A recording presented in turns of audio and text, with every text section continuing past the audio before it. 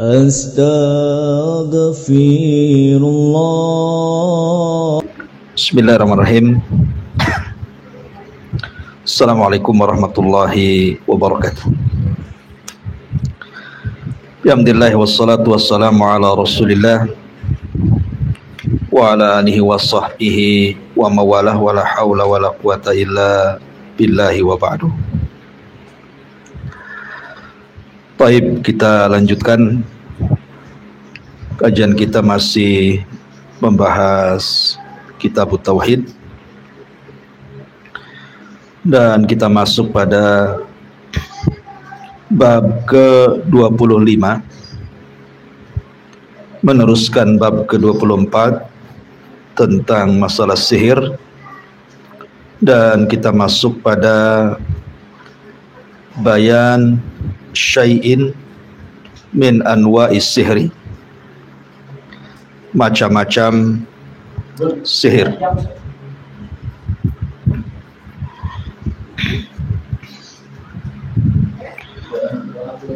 Taib.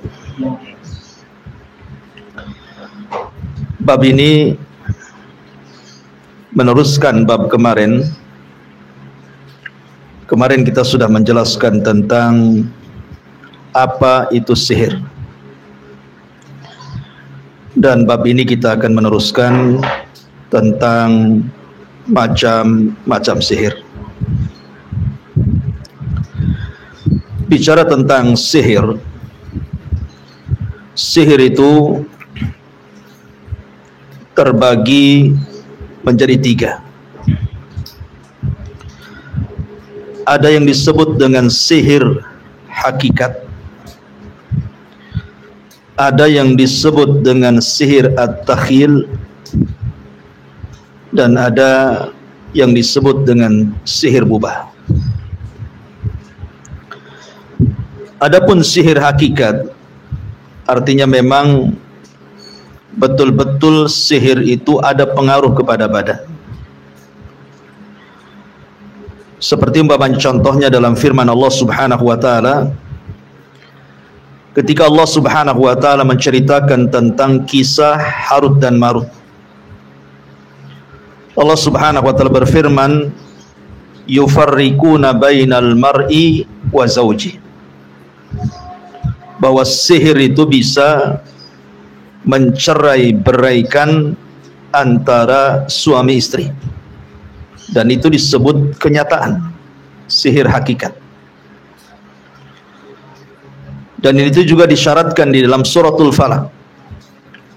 Allah Subhanahu wa taala berfirman, min syarrin nafath, dari buhul-buhul yang ditiup oleh tukang-tukang sihir. Dan sihir ini pernah terjadi kepada Nabi sallallahu alaihi wasallam dan mempengaruhi badan Rasul. Karena sihir itu ada yang sifatnya hakikat, memang betul-betul terjadi. Dan ini seburuk-buruknya sihir, karena bisa membunuh, bisa membuat orang sakit, bisa membuat orang ini di dalam kehidupan tidak normal dengan kehidupan orang lain. Kemudian yang kedua, ada yang disebut dengan sihru takhyil, sihir hayalan, seperti yang dikisahkan di dalam Al-Quranul Karim ketika Nabi Musa alaihi salatu wassalam berduel dengan tukang-tukang sihir, di mana Musa alaihi salatu wassalam melempar tongkatnya yang menjadi ular betulan, sementara tukang-tukang sihir Fir'aun itu hanya dihayalkan mereka melempar benda-benda berupa benang dan tambang. Kemudian orang-orang yang melihatnya disangkanya itu adalah ular, padahal hayalan, dia tidak bisa merubah hakikat. Itu namanya disebut sihru takhyil. Kemudian yang ketiga, ada yang disebut sihir al-mubah, sihir yang hukumnya mubah, seperti orang pandai bicara sehingga bicaranya memukau orang, sehingga terkadang dia termenung ataupun tidak sadar karena mendengar ucapan tersebut. Itu disebut sihrul bayan. Lah sebagaimana sihir itu ada 3 macam, maka mu'allif pengarang dalam kitab ini hendak menjelaskan bahwa tidak semua sihir itu menggunakan buhul-buhul, menggunakan mantra-mantra, atau membunuh orang, atau membuat orang sakit sehingga sampai taraf kepada kekufuran dan keluar dari Islam. Tapi di sana ada sihir-sihir yang hukumnya di bawah itu. Karena sihir sendiri ada sihir secara bahasa, ada sihir secara syar'i, dan ada sihir secara al-urf, artinya kebiasaan. Adapun sihir secara bahasa, tentu setiap yang perkaranya samar dan tersembunyi dan mempengaruhi hati, itulah disebut sihir secara bahasa. Sesuatu yang sebabnya tersembunyi, maka mencakup semua sihir, baik sihir hakikat ataupun takhyil ataupun sihrul bayan. Tetapi tentu secara istilah, sihir itu adalah penipuan atau hayalan atau jimat-jimat atau ruqyah-ruqyah atau buhul-buhul yang mempengaruhi badan, mempengaruhi hati, sehingga bisa membuat orang sakit, bisa orang terbunuh, ataupun bisa menceraikan suami istri. Itu sihir secara syar'i. Adapun sihir secara uraf kebiasaan manusia, maka apabila disebut sihir, ya orang ma'ruf itu adalah dunia perdukunan. Baik, kita masuk pada bab macam-macam sihir yang ditulis oleh pengarang di sini. Al-Imam Ahmad mengatakan, Muhammad ibn Ja'far telah meriwayatkan kepada kami dari Auf, dari Hayyan ibn Al-Ala, dari Qattan ibn Qabisah dari bapaknya radhiyallahu an, dia mendengar Nabi sallallahu alaihi wasallam bersabda, innal iyafata wat tarqa wat tiyarata minal jibti. Sesungguhnya iyafah, kemudian at-tarq dan juga tiarah termasuk daripada perkara sihir. Apa itu iyafah? Dan apa itu at-tarqa dan apa itu tiarah? Kenapa tiga-tiganya dianggap sihir? Yang pertama, al-iyafah itu dikatakan oleh Auf radhiyallahu an, iyafah adalah meramal nasib dengan menerbangkan burung, sedangkan at-tarq adalah meramal nasib dengan membuat garis di tanah. Dan Al-Hasan mengatakan bahwa yang dimaksud dengan al-jib adalah suara setan. Baik. Jadi Al-Auf sendiri yang meriwayatkan hadis ini memberikan catatan bahwa iyafah itu artinya jazrut tair.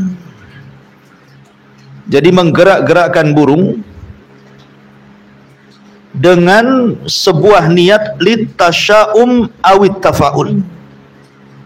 Oh, dengan menggerak-gerakkan burung itu bisa saja kemudian ada pertanda sebuah hal yang mendatangkan hoki ataupun kesialan. Jadi kalau seandainya dulu, ya di zaman dulu kan, kalau di desa-desa itu kan ada sebagian orang itu terkadang merawat burung perkutut kan Bu ya.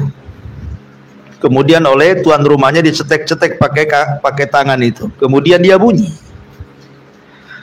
Terkadang bunyinya itu oleh sebagian orang, kalau bunyi-bunyi tertentu maka akan mendatangkan hoki. kalau bunyi-bunyi tertentu akan mendatangkan sial. Nah, ini disebut iyafah namanya. Iyafah itu meramal nasib dengan cara menerbangkan burung atau yang sejenisnya. Jadi masuk pada ramalan. Iyafah itu masuk pada ramalan. Adapun at-tarq ini kata Al-Auf sendiri mengatakan dia adalah meramal dengan membuat garis di tanah.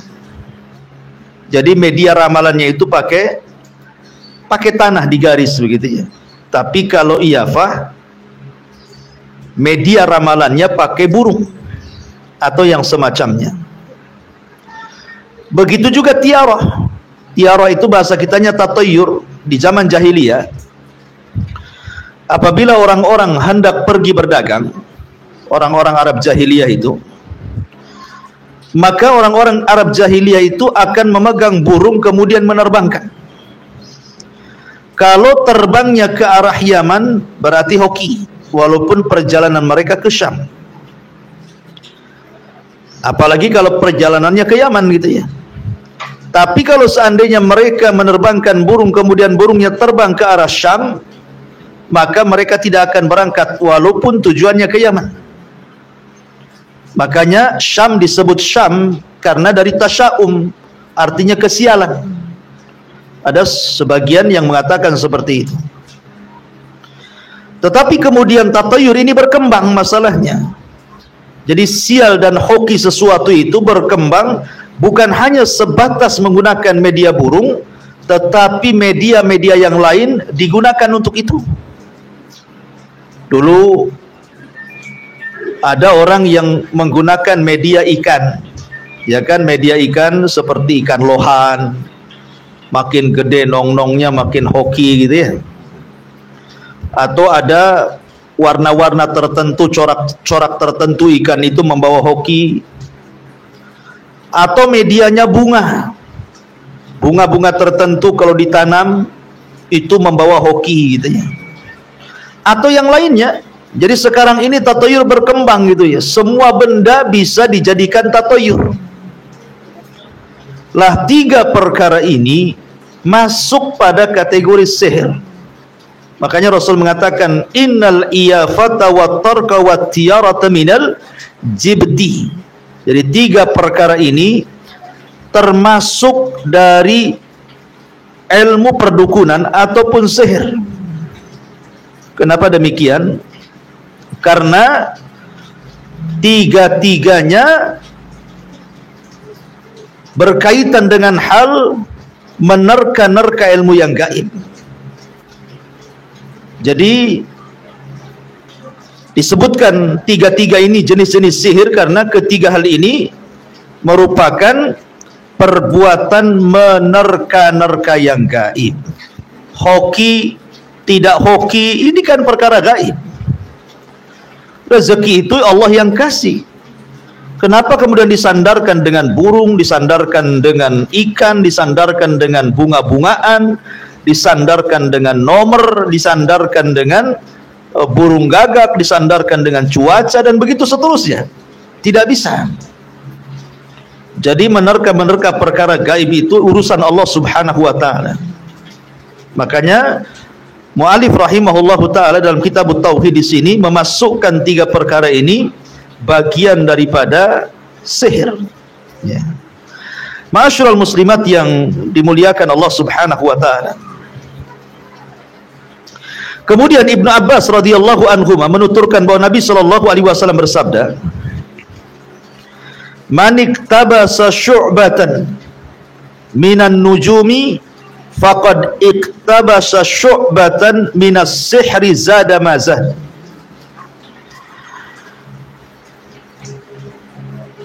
Barang siapa mempelajari sebagian dari ilmu nujum, ilmu perbintangan, sesungguhnya dia telah mempelajari sebagian daripada ilmu sihir. Semakin dalam dia mempelajari ilmu perbintangan, semakin dalam pula ia terperosok ke dalam sihir. Sebenarnya kalau bicara tentang ilmu nujum, ilmu perbintangan. Ilmu perbintangan itu terbagi menjadi dua, Bu ya.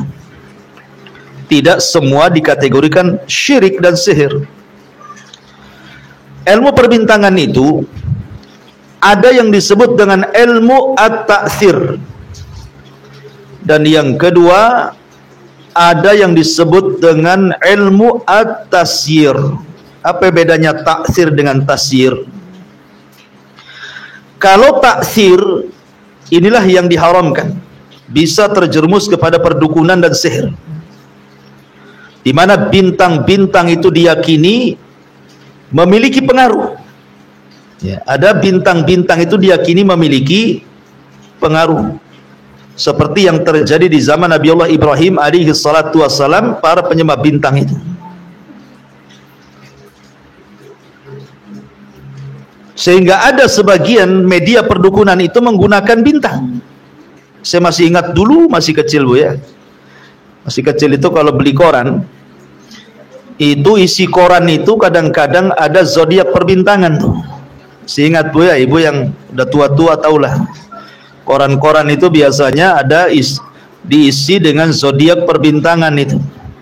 Ada bintang apa namanya, gambar kalajengking, ada bintang gambar apa, domba, kambing kacang, ada bintang gambar ular, macam-macam lagi itu. Kemudian dijelaskan fungsinya. Ini kalau bintangnya, lahirnya bintang ini, nanti nasibnya sial, usahanya bangkrut, rumahnya roboh, macam-macam kan. Ini kalau bintang ini, wah nasibnya hoki, nanti kalau usaha lanjut bagus, jodohnya juga bagus. Lah ini kan menerka-nerka yang gaib ini, seolah-olah bintang itu memberikan pengaruh. Ini sihir namanya. Ya, karena dia meyakini sebab terjadinya kebaikan dan keburukan itu disandarkan kepada bintang. Dan ini kesyirikan karena menganggap bintang itu Tuhan namanya. Lah ini tidak boleh yang disebut dengan ilmu ta'thir ini. Tapi kalau ilmu tasyir, tasyir itu artinya mengambil manfaat dari peredaran bintang, seperti untuk maslahat keduniaan. Dijadikan bintang itu untuk supaya mudah dalam perjalanan. Kalau dulu kan tidak ada kompas, belum ada Google Map, maka dijadikan bintang-bintang itu sebagai petunjuk jalan. Nah, itu tidak apa-apa. Atau umpamanya waktu-waktu sholat menggunakan bintang, itu kan bagus gitu ya. Waktu-waktu sholat, waktu-waktu puasa Ayyamul Bid, sehingga tahu tuh puasa Ayyamul Bid, oh kalau bintang udah besar. Ke zaman dulu kan belum ada penanggalan, sehingga tahunya di tanggal 13, 14, 15 kan nengok bintang, nengok bulan gitu ya. Ataupun perakiraan cuaca gitu ya, sehingga BMKG mengumumkan tidak boleh nelayan untuk 1-2 hari ke depan karena ombak besar berdasarkan begini-begini. Itu tidak ada masalah ya, itu namanya ilmu tasyir namanya. Tapi ilmu ta'thir mempengaruhi bintang itu, mempengaruhi kepada keburukan dan kejahatan atau kepada kebaikan dan maslahat, itu tak boleh. Karena ini sama dengan menerka-nerka perkara yang gaib dan masuk pada dunia perdukunan, ilmu nujum itu. Ma'asyiral muslimat yang dimuliakan Allah Azza wa Jalla.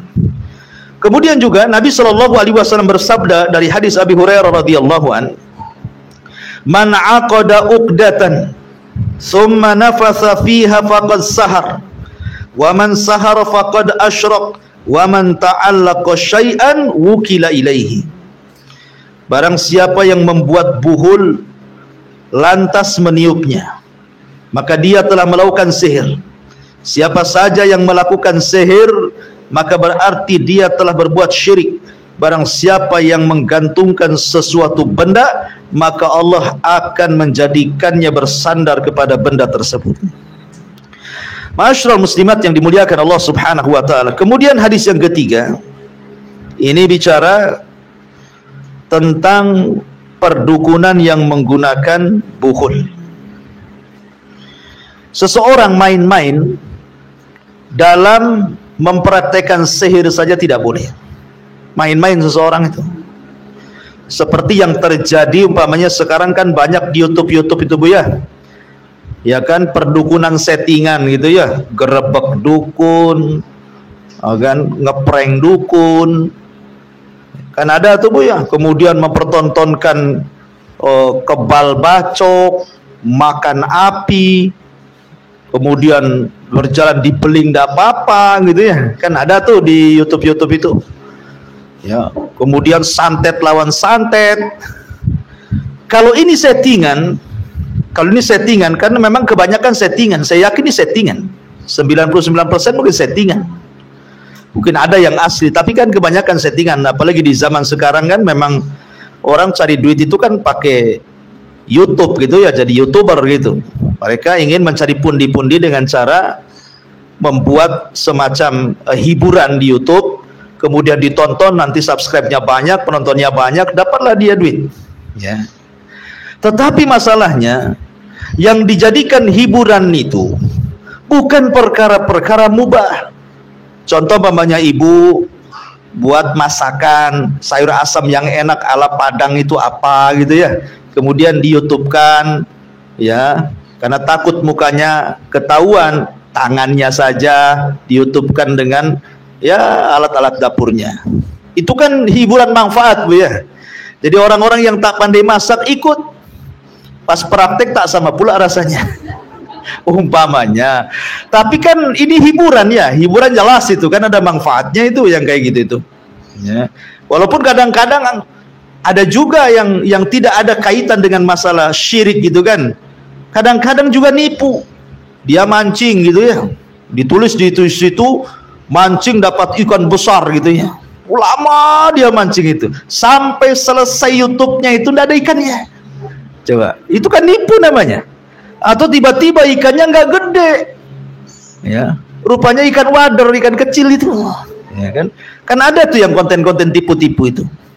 Mungkin ini lebih sedikitlah dosanya, tapi kalau sudah kontennya konten perdukunan ya, apalagi kemudian dia mendapatkan gelar gus, mendapatkan gelar kiai atau ustadz gitu ya, kemudian membuat hiburan dengan cara settingan, seolah-olah kemudian menggerebek dukun, dukun lawan dukun, dibacakan sholawat, dibacakan apa namanya, kul huwallah, kul hugeni, itu apa istilahnya itu ya, ilmunya itu. Jadi ini kan tak boleh, ini kesyirikan dipertontonkan namanya. Yang herannya netizen pula komentar di bawah itu, wah takbir Allahu Akbar, dukunnya kalah. Lah yang berkelahi dukun sama dukun. Ya, sementara netizennya takbir, sholawat, macam-macam komentarnya. Na'udzubillah. Ini macam mana dipertontonkan seperti ini? Di sini Nabi mengatakan, barang siapa yang membuat bukhul tanpa menyebutkan apakah untuk sihir ataukah tidak untuk sihir, tapi itu dikategorikan sihir. Kenapa? Tasyabbuh, menyerupai perbuatan tukang sihir. Pamannya kan membuat bukhul dari orang-orangan, kemudian buat konten, ambil paku kemudian ditusuk-tusuk, dia sedang sandiwara sebenarnya. Dia bukan sedang nyantet karena dia bukan tukang santet. Yang seperti itu saja dianggap sihir. Apalagi kalau seandainya konten yang sekarang ramai di YouTube itu kan luar biasa itu, sampai penontonnya bisa jutaan tuh. Yang komen pun kadang-kadang berlebihan gitu ya. Iya kalau tahu itu konten. Lah kalau yang nggak tahu itu konten disangka beneran. Akhirnya kemudian dia buat konten pengobatan, obat, kemudian orang itu diobati bahwa dia kena santet, kemudian dioper ke kelapa muda, pas kelapa mudanya dipotong rupanya isinya keris, isinya paku, isinya jarum, isinya silet kan gitu ya. Padahal udah dimasukkan duluan tuh. Yeah. Di setting saja kan, karena dia rapi nyetingnya disangka beneran. Akhirnya orang-orang awam yang nggak tahu itu settingan disangkanya dia tabib. Datanglah berobat sama dia. Karena keasikan nipunya, dapat cuan, dapat uang, diteruskanlah penipuan perdukunannya. Sudah nipu dosa, perdukunan kesyirikan, kuadrat double tuh dosanya tuh. Ngeri yang seperti ini ya.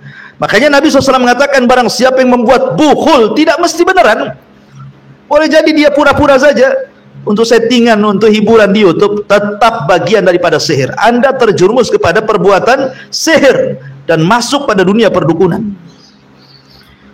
Kemudian meniupnya, apalagi sampai acting ada niup-niup gitu ya. Apalagi sampai dibacakan sholawat, naudzubillah. Bayangkan, masa sholawat untuk kesyirikan itu akalnya di mana?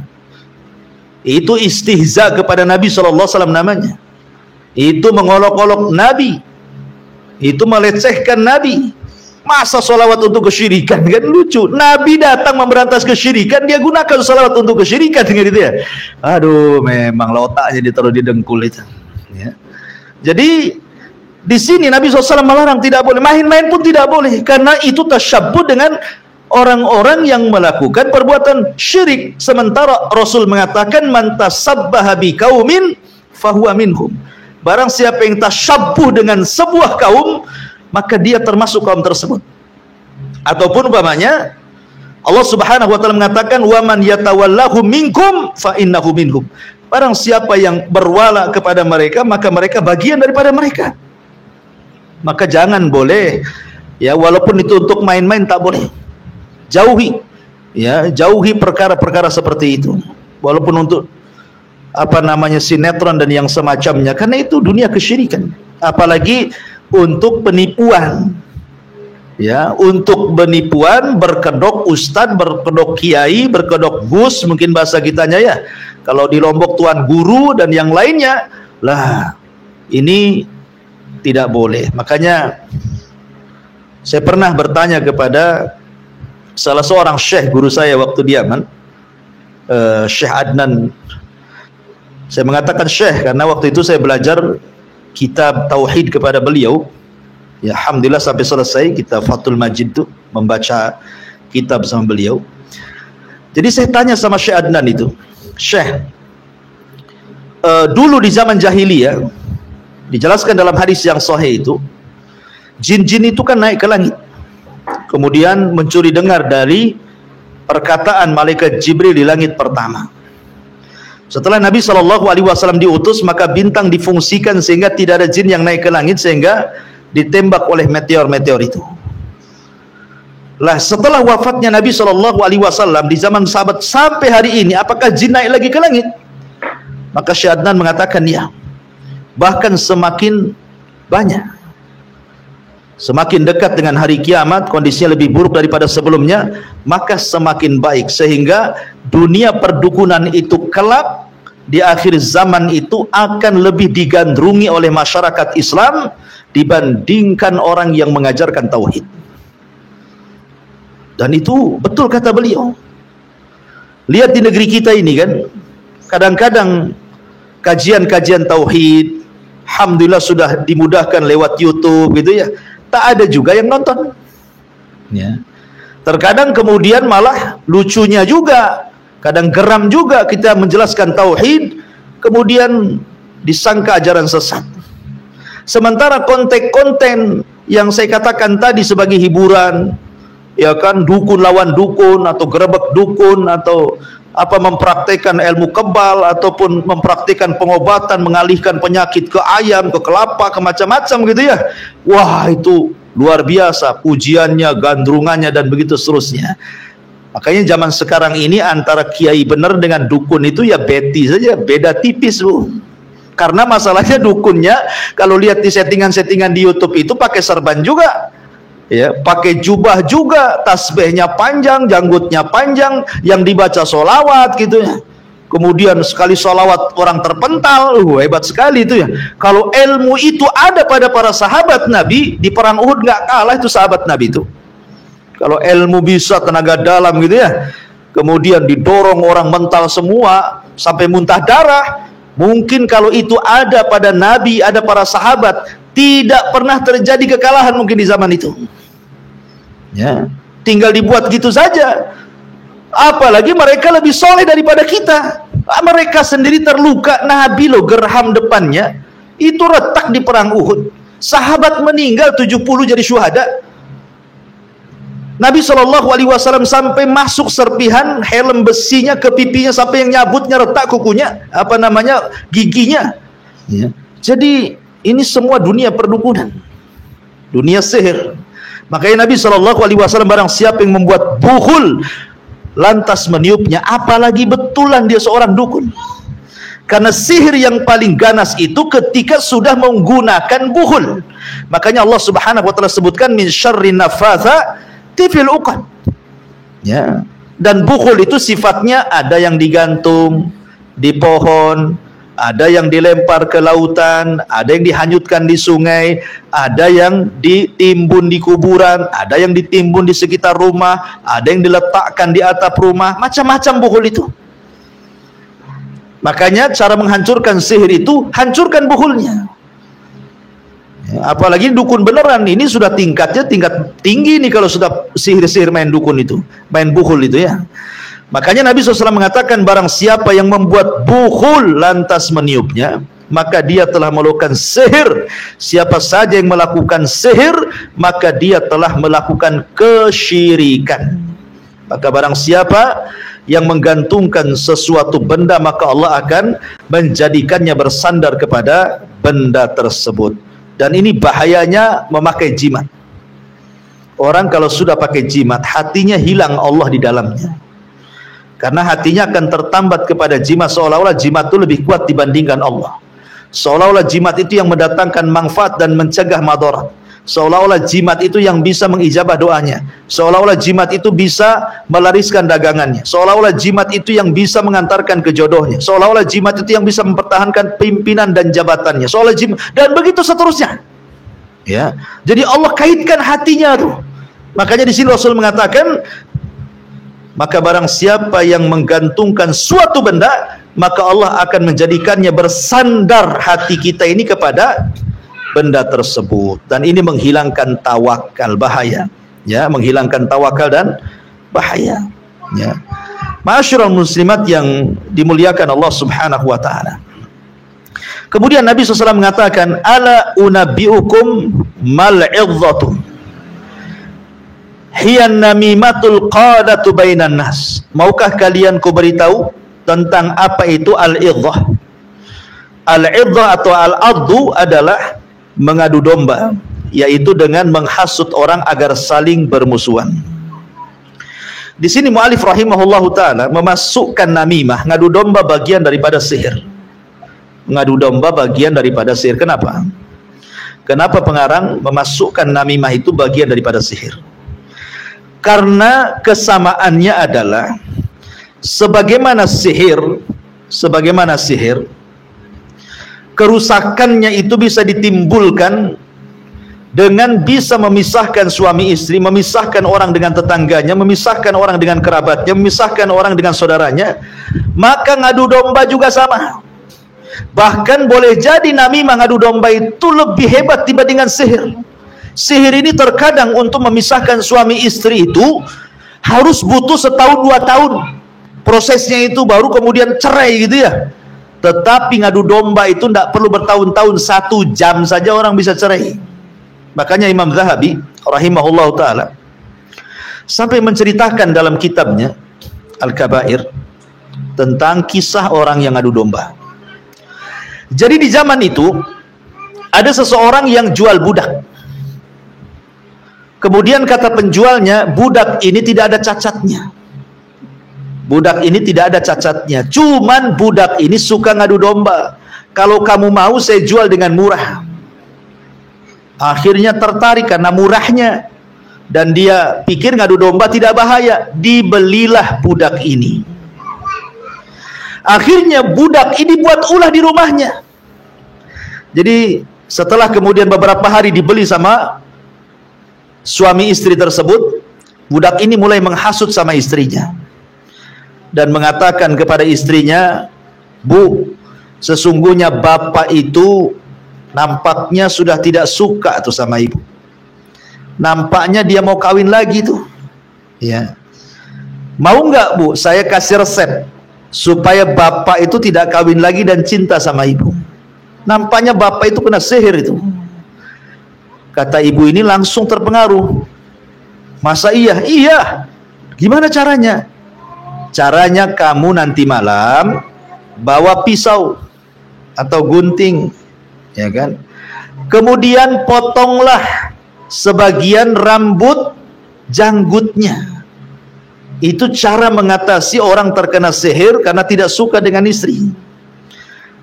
Karena ini orang awam, betul-betul malam itu diambil pisau, diambil gunting, mau mencukur sedikit dari janggut suaminya.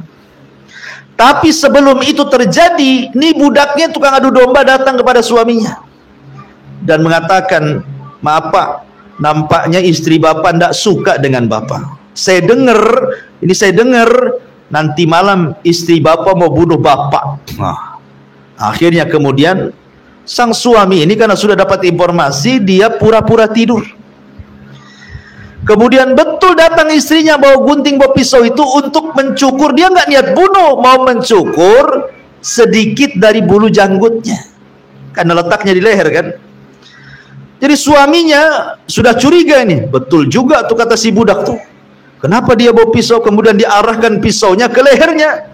Langsung ketika pisaunya mau diiriskan ke sebagian rambut janggutnya, ditangkap, kemudian ditusukkan ke leher istrinya. Mati dari istrinya tuh. Lihat, gara-gara adu domba tuh, Bu. Ya.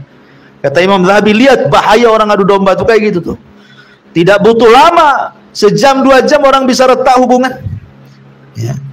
Tadinya hubungannya bagus, datang, tahu nggak si Anu itu? Dia dohirnya aja bagus itu. Saya ngobrol sama dia, kok nggak suka sama Kenapa ya? Padahal sebenarnya dibuat-buat. Ya. Akhirnya kemudian kita pula yang tidak suudon jadi suudon akhirnya. Akhirnya mulai kemudian kita tidak suka dengan dia, kehadiran dia tidak suka, dan begitu seterusnya.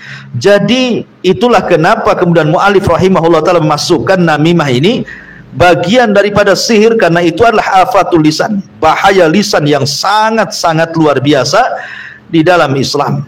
Makanya sampai-sampai kemudian Nabi SAW mengatakan, syiraru ibadillah al-masya'una bin namimah, al-mufarraquna bainal ahibbah, al-baghuna al-bura'a al-anasa. Kata Rasul, seburuk-buruk hamba Allah adalah orang yang berjalan membawa namimah, berita ke sana kemari untuk menghancurkan orang. Jadi namimah bagian sihir karena ya pengaruhnya sama, ya, membuat permusuhan di tengah-tengah manusia. Kemudian yang terakhir kata mu'alif rahimahullah ta'ala, inna minal bayani las-sihri. Diriwayatkan dari Imam Bukhari dan Muslim dari Ibnu Umar radhiyallahu an, dia menuturkan bahwa di antara untayan kata yang indah itu ada sihirnya, ada pengaruhnya. Ya, tentu yang dimaksud oleh pengarang rahimahullahu taala di sini adalah niat buruk. Ya, jadi kefasihan lisan untuk keburukan, kefasihan lisan untuk menipu. Para pedagang-pedagang yang pandai bersilat lidah tuh, boy, ya, kayak tukang jual obat kan, wow, lebih hebat daripada ustaz tuh ngomongnya, supaya orang kena tipu dia. Ya, karena memang dalam ucapan manusia itu terkadang orang terpukau, dan itu bagian daripada sihir. Yang tadinya ndak mau beli, ada tukang jual obat tuh kan gitu ya, dia ngomong aja ngalur ngidul, akhirnya penasaran didengerin, kok masuk di akal. Kemudian ada trik-trik sulapnya sedikit, kemudian dia jual obat, betul juga nih, beli dia sampai rumah diminum, tak ada apa-apa, ya kan? Itulah kadang-kadang ucapan manusia itu bisa menyihir orang. Ya, ma'asyiral muslimat yang dimuliakan Allah Azza wa Jalla. Maka dari sini bahwa sihir itu bertingkat-tingkat. Sampai-sampai Abu Abdullah Ar-Razi mengatakan bahwa sihir itu kalau mau dibagi ada beberapa jenis sihir. Yang pertama sihir orang-orang Kildan, orang-orang Kaldaniun, orang-orang Babylon di zaman Nabi Ibrahim alaihi salatu wassalam, di mana mereka meyakini bahwa ketujuh bintang yang ada di langit itu yang mengatur dan mengendalikan alam semesta. Dan ini sudah jelas ya, ini dunia perbintangan, tadi sudah saya jelaskan. Yang kedua ada sihir orang-orang yang tidak suka. Jadi sihir orang-orang yang sihir orang-orang yang suka berhalusinasi. Ya kan, ada orang yang suka halu itu. Ya, dan mempunyai jiwa yang kuat itu ya. Jadi seolah-olah dia berhalusinasi.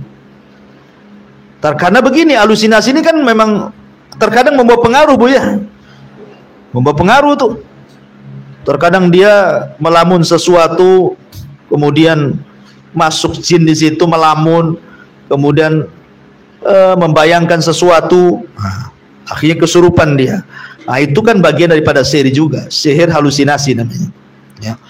Ada juga sihir itu dengan menggunakan bantuan arwah. Bantuan arwah yang bersemayam di bumi itu, ya sebenarnya mereka jin-jin, tidak ada lah orang yang sudah mati dimintai bantuan. Maksudnya ini jin-jin aja, cuman istilahnya memanggil arwah kan gitu. Padahal maksud arwah di sini adalah bangsa jin, ya. Ataupun sihir itu juga masuk pada perkara-perkara yang disebut dengan trik sulap atau hipnotis gitu ya. Kan ini terkadang disalahgunakan. Ya, disalahgunakan seolah-olah saya pernah melihat di salah satu tayangan YouTube itu. Jadi dia punya trik menghipnotis orang. Jadi orang ini dihipnotis dulu. Kalau dihipnotis kan orang itu ngikutin kata orang yang menghipnotis ya kan. Jadi yang menghipnotisnya ini nampaknya seorang ustadz gitu ya. Dia baca-baca sholawat, baca-baca apa gitu yang hafal, kemudian disuruh nonjok dia. Ternyata tidak bisa-bisa ya, namanya dihipnotis kan gitu ya.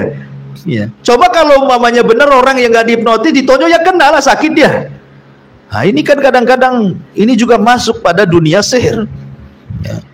Kemudian juga kata beliau rahimahullahu ta'ala, bisa juga menggunakan obat-obatan khusus, ya, menggunakan narkoba dan yang lainnya, sehingga orang kemudian kehilangan akal, kehilangan ini dan itu sebagainya. Intinya bahwa sihir itu bermacam-macam, bertingkat-tingkat, hukumannya juga bertingkat-tingkat, hududnya juga bertingkat-tingkat. Cuman yang paling bahaya ketika tukang sihir itu mereka menggunakan bantuan jin, bantuan syaitan. Semakin dia memberikan keinginan jin dan syaitan, maka semakin kuat sihirnya. Inilah sihir paling tinggi dalam ilmu tingkatan perdukunan. Wallahu a'lam bishawab. Ini yang bisa sampaikan. Silahkan kalau ada yang bertanya.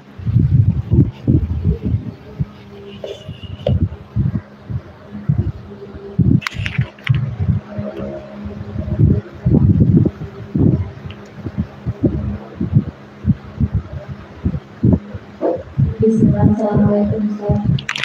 Ya, waalaikumsalam warahmatullahi. Dalam Al-Quran kan di bahwasanya manusia tidak bisa melihat yang gaib. Tapi banyak yang mengaku-ngaku bisa melihat yang gaib. Itu apa yang dilihat? Iya, mengaku-ngaku melihat yang gaib. Ini tidak ada.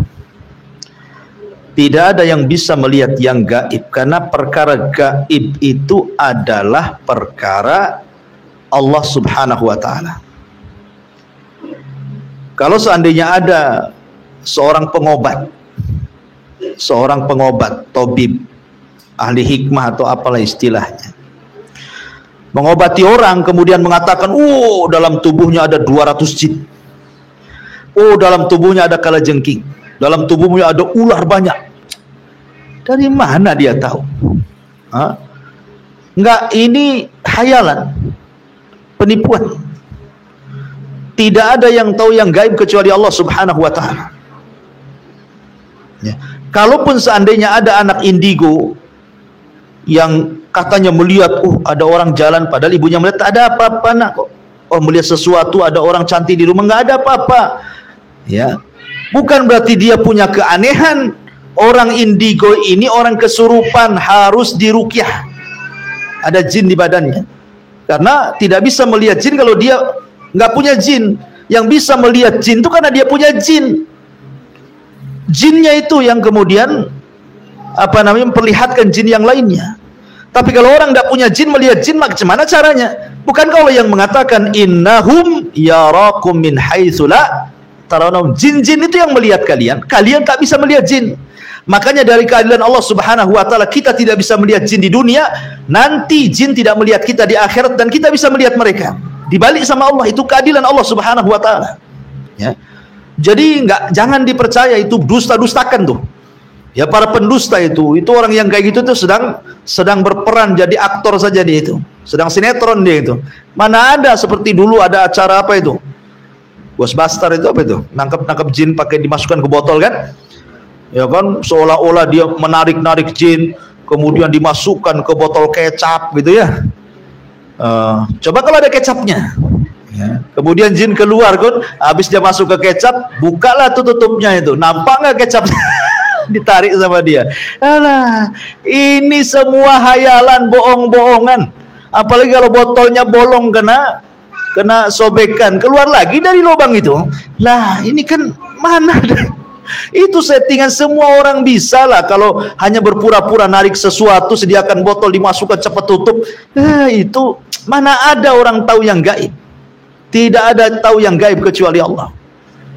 Ada jin apa seorang yang nampaknya mungkin tampangnya kayak kiai gitu ya, kayak Gus, kayak apa gitu, kemudian menggerebek sesuatu di kebun yang anggaplah mungkin angker, atau di tempat-tempat yang tidak pernah dikunjungi orang, atau di jembatan rusak, atau di rumah yang kosong, kemudian datang ke situ. Wah, ini auranya ini ada jin.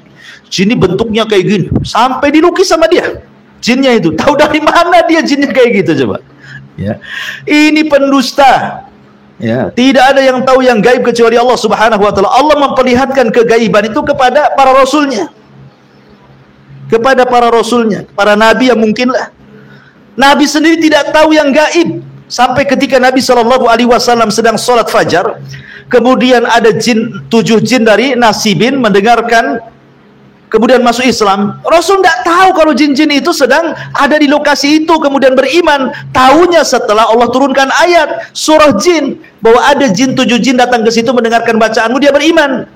Kemudian akhirnya jin-jin ini mendakwai dari kalangan jin, kemudian datanglah ribuan jin ingin berjumpa dengan Rasul. Rasul tidak tahu kecuali Jibril yang ngasih tahu, wahai Muhammad, di sana ada sekelompok jin, siap kau dakwai, kau pergi ke sana. Diajaklah Abdullah bin Mas'ud atau sahabat yang lain sampai ketakutan ada bekasnya. Jadi Nabi SAW itu tidak tahu yang, apalagi kita. Kok orang kok sok-sokan tahu yang aneh-aneh gitu ya. Itu settingan. Sekali lagi settingan. Ya. Wallahu a'lam. Kalau feeling itu kan apa termasuk normal ya? Apa itu? Feeling. Karena kita Feeling. Paham feeling. Mungkin bahasa lain firasat, ya kan? Firasat ini ada ilmunya. Imam Syafi'i rahimahullahu taala itu ahli firasat.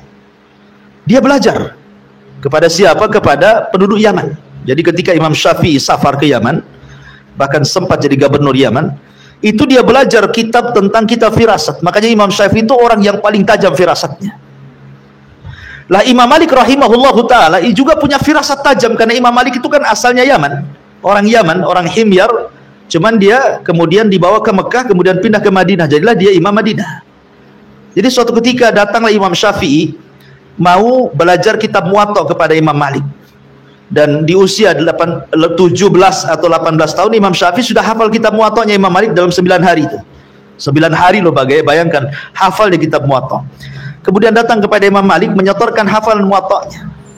Kemudian Imam Malik punya firasat dan mengatakan, ya Muhammad, maksudnya Muhammad ibn Idris Asy-Syafi'i, itu nama Imam Syafi'i, namanya Muhammad bin Idris.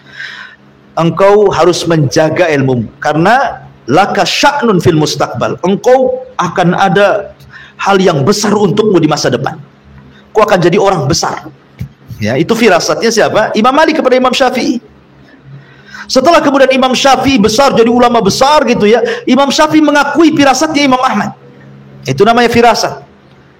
Ya, firasat itu ada gitu ya. Tapi kan ada pelajarannya. Ya, tapi kalau firasat yang kemudian datang dari setan, hati-hati. Nah, firasat saya ini tetangga sebelah nggak enak nih kayaknya. Ya, jangan-jangan warung saya nggak laku gara-gara warung sebelah ini. Datang ke ini, datang ke itu. Jangan-jangan naruh sesuatu. Itu firasat dari setan namanya. Ya, feeling atau firasat itu tidak apa-apa setelah adanya tajarrub, adanya pengalaman, ya, pengalaman. Tapi juga tidak bisa dijadikan dalil. Nampak nih orang ini mukanya serem, hitam, serem, rambutnya gimbal, besar badannya, bertato. Wah, ini orang jahat. Nah, dari mana kita tahu itu orang jahat? Ya, rupanya setelah kenalan lebih lembut daripada orang ganteng. Ya kan? Tidak tahu kan? Jangan lihat fisik orang. Ya, jadi kita tidak tahu. Jadi firasat kita ini kadang benar kadang salah gitu ya. Ya, berfirasat tuh yang positif saja. Ya, sehingga kita berhusnudzon terus sama orang. Wallahu a'lam.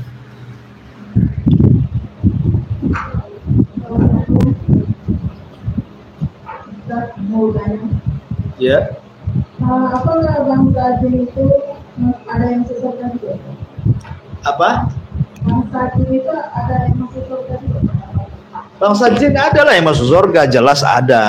Makanya dalam surah Al-Jin mengatakan wa inna minnas salihuna wa minna duna dzalikunna tara'iqa qidada. Kami bangsa jin itu ada yang soleh, ada juga yang toleh, yang jahat. Kami ini bertingkat-tingkat. Jadi bangsa jin itu sama dengan manusia. Kehidupan mereka itulah kurang lebih dengan manusia. Kurang lebih. Cuman beda alam. Ya, jin dengan manusia itu beda alam. Cuman kebanyakan mereka jahat. Karena iblis dari kalangan mereka masalahnya. Tapi ada juga buktinya di zaman Rasul jin-jin yang beriman banyak.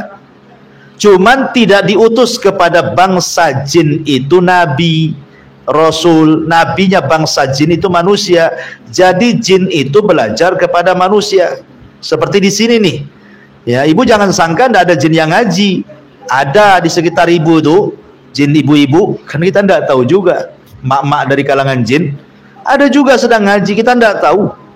Sebab kalau jin belajar agama sama manusia, dia jadi ustadz di kalangan jin. Tapi kalau manusia belajar sama jin, jadi dukun.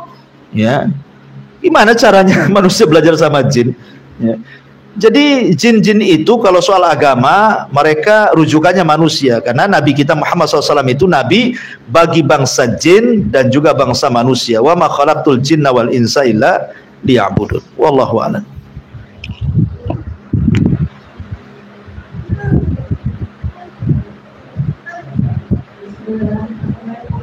Ya, waalaikumsalam. Kalau kita dimimpikan dengan orang yang sudah meninggal, apakah itu betul? Seseorang dimimpikan dengan orang yang meninggal. Iya, mimpi itu ada 3 macam. Ada mimpi dari Allah dan itu mimpi baik. Mimpi ketika mimpinya ibu haji, kan baik bu, ya kan? Ya. Pas bangun rupanya tak jadi. Oh iya, saya mimpi saja baru haji tadi. Mimpi umroh, gitu ya. Mimpi jadi orang kaya, ahli sedekah. Enak dalam mimpi. Kalau bisa jangan bangun lagi kan. Nah, tapi kan bangun juga dia. Nah, itu mimpi-mimpi yang baik itu ceritakan. Ceritakan di pengajian kayak gini, ya bu. Tapi jangan bohong, karena sebesar-besarnya dosa adalah berbohong tentang mimpi. Sebesar-besarnya dosa itu berbohong tentang mimpi. Ya, jadi jangan bohong. Karena Nabi SAW itu kalau selepas subuh, terkadang Nabi SAW bertanya kepada para sahabatnya, siapa di antara kalian yang mimpi semalam? Kemudian sahabat mengatakan begini-begini, ditakwilkan sama Nabi. Nggak apa-apa kalau mimpi baik diceritakan, kalau betul-betul mimpi. Ya. Tetapi kalau mimpi yang kedua itu mimpi datang dari setan. Imma mungkin kiriman dari tukang sihir untuk memecah belah suami istri, dikirimi oleh tukang sihir setan untuk masuk ke alam mimpi ibu, kemudian ibu berhubungan dengan suami tetangga. Atau mungkin ibu melihat suaminya selingkuh dengan istri tetangga. Ya, kemudian bangun, bang, langsung kagetlah abangnya.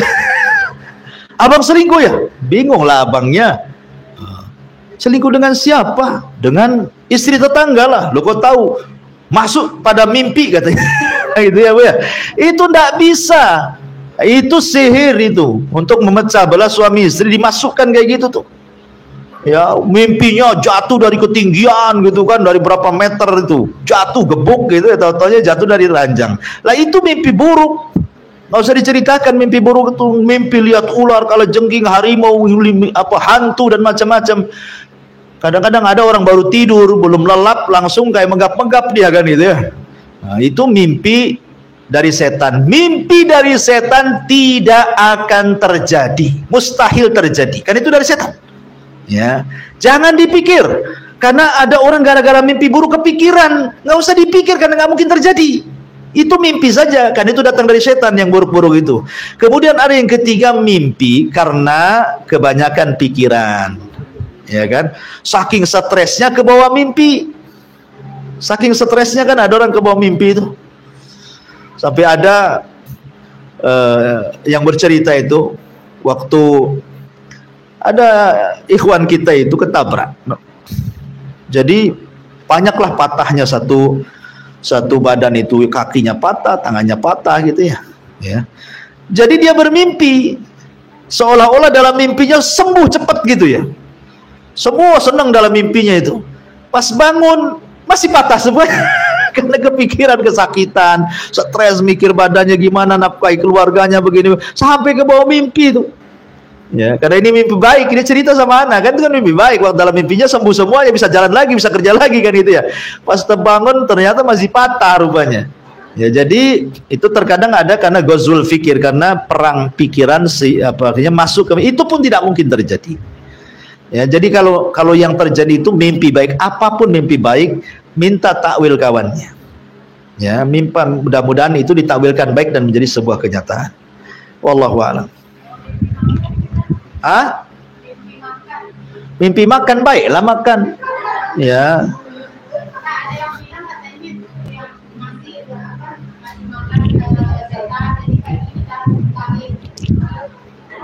Mimpi makan kan nikmat baik kan itu. Ya nggak apa-apa ditakwilkan, yang penting jangan mimpi makan nasi tetangga, ngambil dari tetangga, nah, itu mimpi jelek, nyuri tuh. Ya kalau mimpi di rumah makan minum ya enak lah, itu mimpi baik. Ya. Tak ada lah, kalau mimpi baik itu dari Allah. Mimpi baik itu datang, kecuali dalam mimpinya maksiat. Nah itu iyalah. Makanannya nyuri kemudian dimakan dia, makanannya nggak masalah, nyurinya masalah. Ya, tapi kalau makan di rumah, makanannya enak pula pakai rendang, ya kan? Kesemana? Ya. Gak apa-apa, mimpi baik itu jangan ditakwil buruk, takwil aja yang baik. Jadi kenyataan insya Allah mudah-mudahan.